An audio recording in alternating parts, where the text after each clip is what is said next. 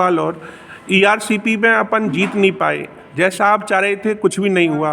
किसान चाह रहे थे, राजस्थानी किसानों ने आपके नेतृत्व में लड़ाई लड़ी और भी कई नेता उभर के सामने आए, सबके नेतृत्व में लड़ाई लड़ी। सरकार ने जो चाहा वही ईआरसीपी में हुआ। इसके पीछे आप क्या मानते हैं? आपकी विफलता है या आम जनता ने साथ नहीं दिया? आम जनता ऐसे मुद्दों पर साथ नहीं देती है, क्या मानते हैं? एक तो अभी ईआरसीपी जी, 2 डॉक्यूमेंट अभी बाकी है। 1 वर्ष पहले MOU जी, वो किया राजस्थान, मध्य प्रदेश और केंद्र सरकार के मध्य। जी, आज तक वो पब्लिक डोमेन में नहीं आया। अभी हमारे प्रधानमंत्री जी आए 17 दिसंबर को जयपुर में। मुख्यमंत्री मध्य प्रदेश के भी थे और केंद्र के जल संसाधन मंत्री भी थे, जल शक्ति मंत्री। जी, वो जब आए 3 लोटे रख लिए और पानी को गड्ढ करके कह दिया हो गई ईआरसीपी। और उसको उन्होंने कहा MOA। उस समय अंडरस्टैंडिंग थी 1 वर्ष पहले, अब एग्रीमेंट हो गया। दोनों कागज अभी पब्लिक डोमेन में नहीं है, इसलिए अभी उस पर टिप्पणी करना जल्दबाजी होगा कि हम कितने सफल हुए कि नहीं हुए। एक बार तो हम डॉक्यूमेंट पढ़ लें, लेकिन मुझे लगता है कि सरकार जो कूलर में गुड़ फोड़ती है ना, ये ठीक नहीं।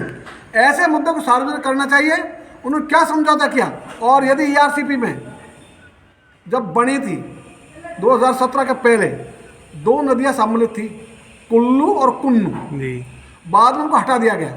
हटाया, उसके बाद में वो पानी कम हुआ। लेकिन 2017 का जो DPR है वो परफेक्ट DPR है। बनाएगा तो शासन ही। उस समय वसुंधरा राजे का शासन था, उन्होंने बढ़ाई, अपना विजन उस पर प्रकट किया, उन्होंने अच्छा काम किया। और अच्छाई के कारण से वो पानी जगह जहाँ हम बैठे हैं खाली पड़ा है, तो गिल्ली डंडे खेलो वहाँ, तो वो गिल्ली डंडे खेलने का मैदान नहीं रहेगा, फिर पानी भरेगा। यहाँ वो खुशहाली का केंद्र बन जाएगा।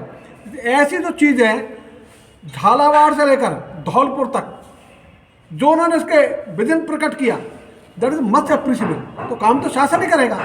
तो शासन जो काम किया, उसके बाद में सरकार आई कांग्रेस की।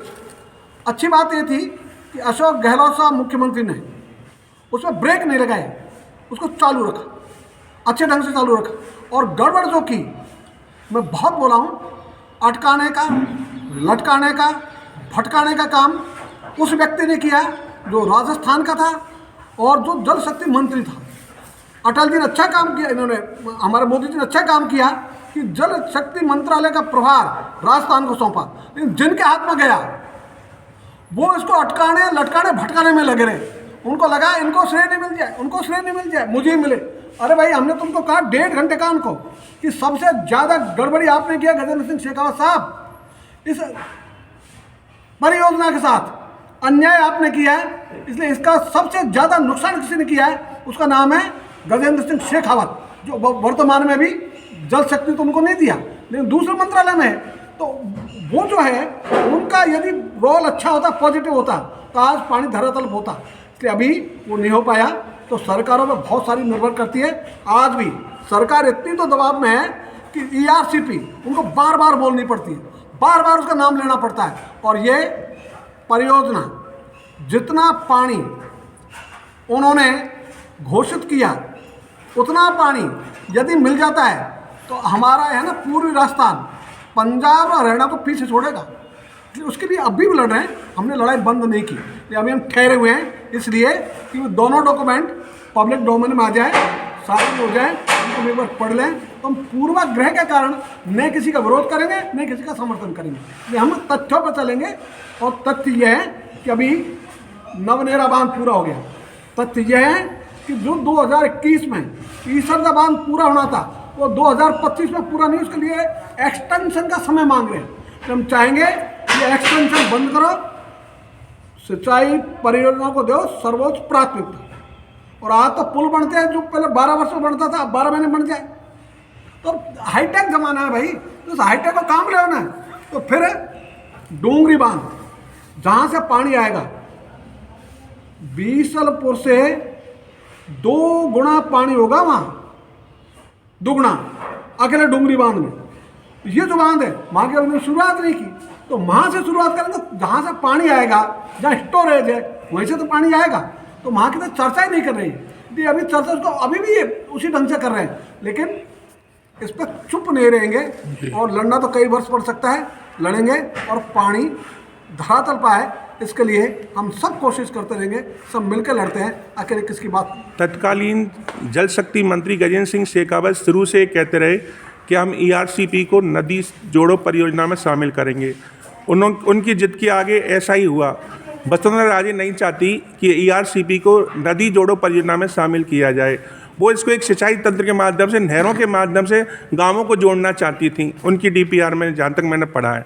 तो इस को सही मानते हैं अपन नदी जोड़ो परियोजना को, या वसुंधरा राजे जैसा इसको चाह रही थी कि राष्ट्रीय परियोजना घोषित हो, वो हो नहीं पाया। तो इसके पीछे किसानों को नुकसान हुआ। अपन दो शब्दों में कह दें कि ERCP से किसानों को नुकसान होगा इस मौजूदा DPR से, जो मौजूदा सरकार है, या पिछली बार ठीक थी। जो 2017 में जी मैडम वसुंधरा के समय DPR बनी जी, वो परफेक्ट जी, अच्छी थी, और उसको भारत सरकार तक ने, जो टेक्निकल हैंड्स लोग हैं, उन्होंने उसको अप्रिशिएट किया था। उसको उन्होंने रास्ता छोड़ा, वो भी नदी से नदी जोड़ रही है भाई, 5 नदी जोड़ रही है धौलपुर तक, तो 5 नदियों को जोड़ने का काम किया था, नदी से नदी जोड़ रही है। और जो ये प्रश्न आता है नदी से नदी जोड़ो परियोजना के अंतर्गत इसको देखो या इसको राष्ट्रीय परियोजना घोषित करें, तो हमारा कहना ऐसा है कि इसको आप नदी से नदी जोड़ो परियोजना कह दो या फिर आप इसको राष्ट्रीय परियोजना घोषित कर दो, उसमें कोई ज़्यादा अंतर नहीं है। ये आवश्यक है कि इसको फंडिंग वो केंद्र से हो।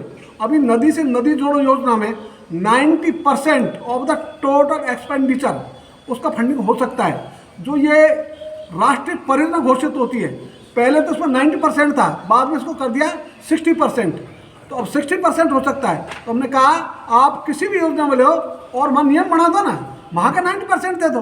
तो 90% पैसा दे के, क्यों फंडिंग स्टेट की इतनी बस की बात नहीं होती, सारा फंड होता है सेंटर के पास, तो सेंटर उसको फंडिंग करे।